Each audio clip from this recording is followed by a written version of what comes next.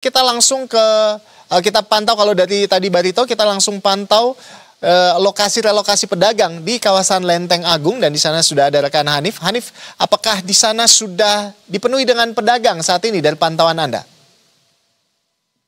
Ya baik, selamat siang Rolando dan juga pemirsa. Untuk kondisi di sentra fauna dan kuliner Lenteng Agung Jakarta Selatan ini memang rencananya masih atau akan beroperasi pada tanggal 1 Oktober nanti. Sehingga pada saat ini kondisi di sini masih dalam tahap persiapan akhir. Tahap persiapan akhir yang dimaksud adalah persiapan fasilitas penunjang lainnya seperti akses jalan masuk, lokasi taman maupun fasilitas lainnya. Namun untuk kondisi kios maupun bangunan yang akan digunakan oleh para penjual kuliner dan juga penjual hewan terlihat sudah siap dan bisa digunakan. Sehingga tadi betul akan rencananya fasilitas ini akan mulai digunakan pada tanggal 1 Oktober. Namun sekarang dari Pemprov DKI Jakarta masih melangsungkan atau mensosialisasikan agar para pedagang ini mulai bersiap-siap untuk memindahkan dagangan mereka ke Lenteng Agung. Tadi kami memantau langsung bagaimana Pemprov DKI Jakarta juga membuka posko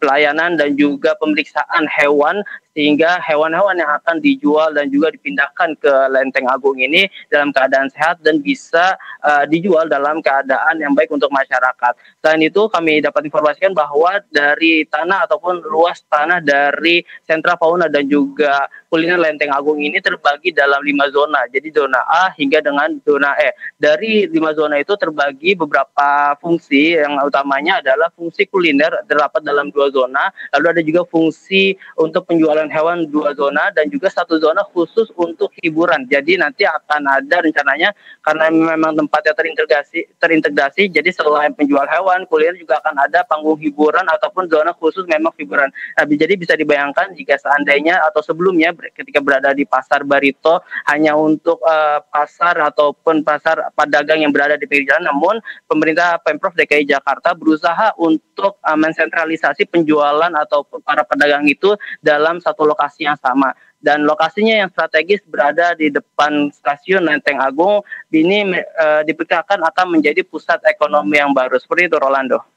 Iya, Hanif, kalau dari informasi yang Anda dapatkan ini, jadi apa yang perlu disiapkan atau syarat apa saja yang perlu disiapkan oleh para pedagang untuk bisa menempati lapaknya di sana? Singkat saja, Hanif, silakan.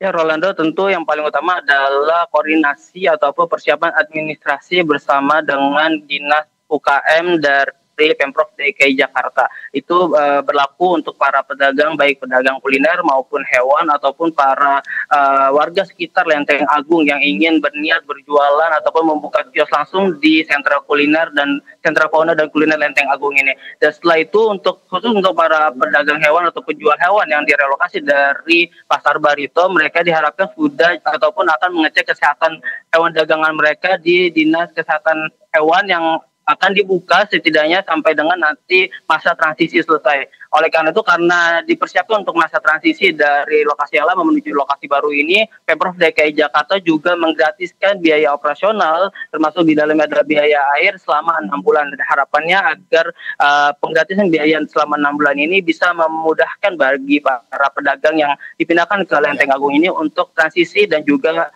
menjadi awal baru dari sentra kuliner dan juga sentra fauna dan kuliner Lenteng Agung ini. Seperti itu, Rolando. Baik, terima kasih Hanif Musyafa atas laporan Anda. Ya, terima kasih rekan-rekan ya atas laporan langsungnya. Tadi di Pasar Barito ada Anissa dan di Lenteng Agung ada rekan Hanif Musyafa. Selamat bertugas kembali rekan-rekan. Salam sehat selalu.